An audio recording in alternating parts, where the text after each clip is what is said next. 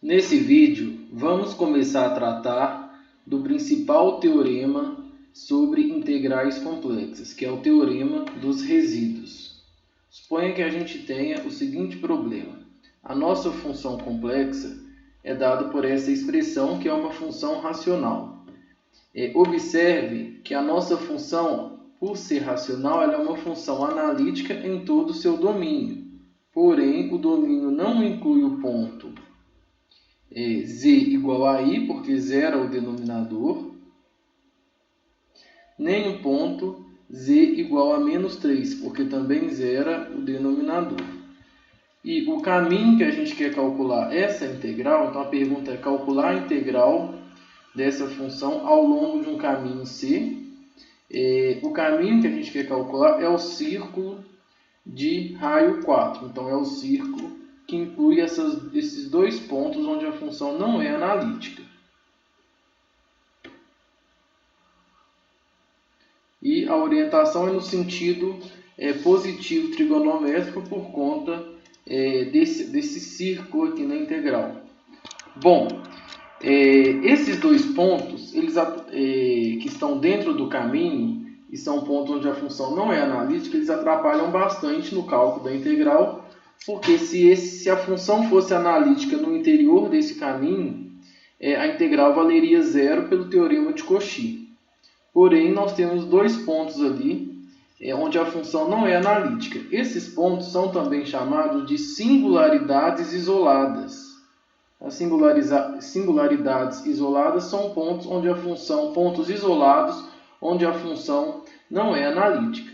Então, o teorema de resíduos vai justamente nos ajudar a calcular esse tipo de integral, quando você tem um caminho, uma função que é analítica dentro desse caminho, exceto em singularidades isoladas.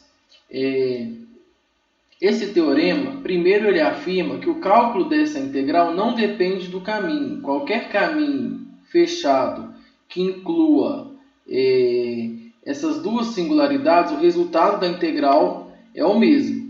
É lógico que a gente vai obter um resultado diferente só se a gente pegar um caminho que só engloba uma singularidade. Se eu peguei um caminho de roxo aqui, aí é lógico que a integral de roxo pode dar diferente da integral sobre o caminho de azul.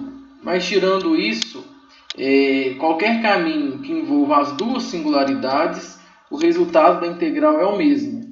E além disso, qualquer caminho que englobe uma das duas singularidades, qualquer caminho que englobe essa singularidade que eu marquei de amarelo agora, se englobar só essa singularidade, o resultado também é o mesmo. Então, é uma espécie de independência do caminho fechado, Só depende de quais são as singularidades que esse caminho está englobando.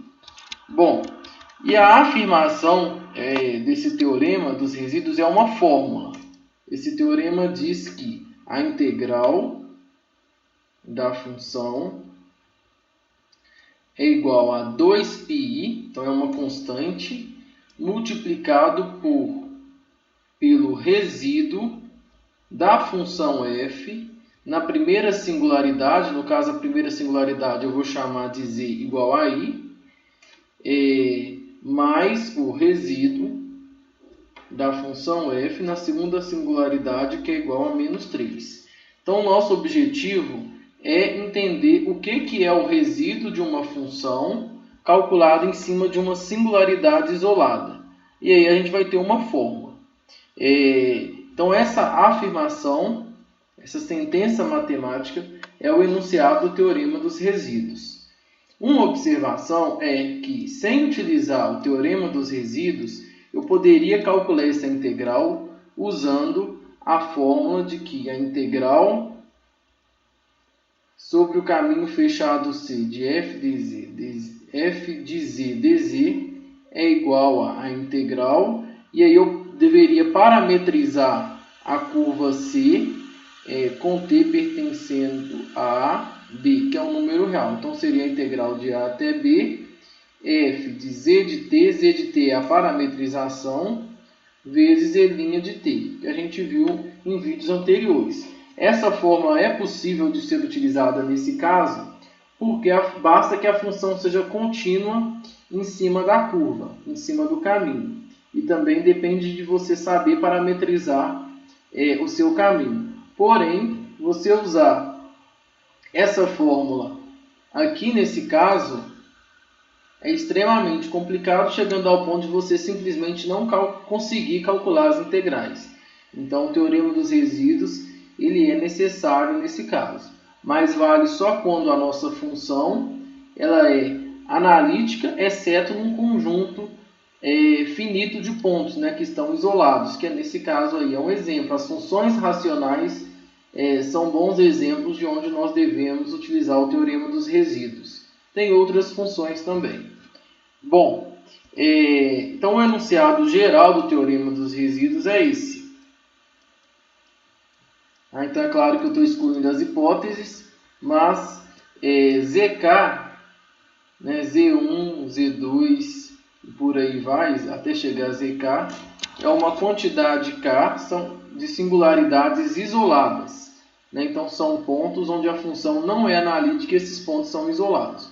Então nessas condições, se você tem um caminho que engloba essas singularidades aqui, a integral é calculada como 2π, que é uma constante, multiplicado pela soma dos resíduos da função em cada singularidade que está dentro do caminho.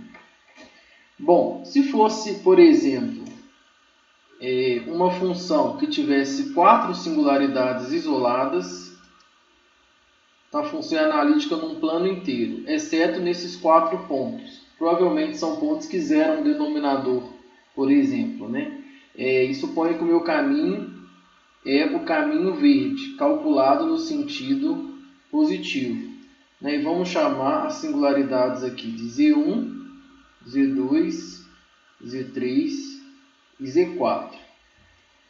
Bom, então a integral da função f de z com relação a z em torno desse caminho de verde aí é simplesmente 2πi multiplicado pelo resíduo da função na singularidade z1 mais o resíduo da função na singularidade z2. As outras singularidades não entram, porque elas não estão dentro da região limitada pelo caminho. Então vai depender muito se o seu caminho está englobando todas as singularidades ou não. Inclusive, se essa integral aí mesma fosse calculada em torno de um caminho que não tivesse nenhuma singularidade, por exemplo, esse caminho que eu acabei de representar, a integral seria zero, porque lá dentro não tem singularidade nenhuma. Já se fosse um caminho que englobasse todas as singularidades, como por exemplo esse, aí nessa fórmula eu teria que somar os resíduos da função em Z3 e em Z4. Então esse é o enunciado do teorema dos resíduos.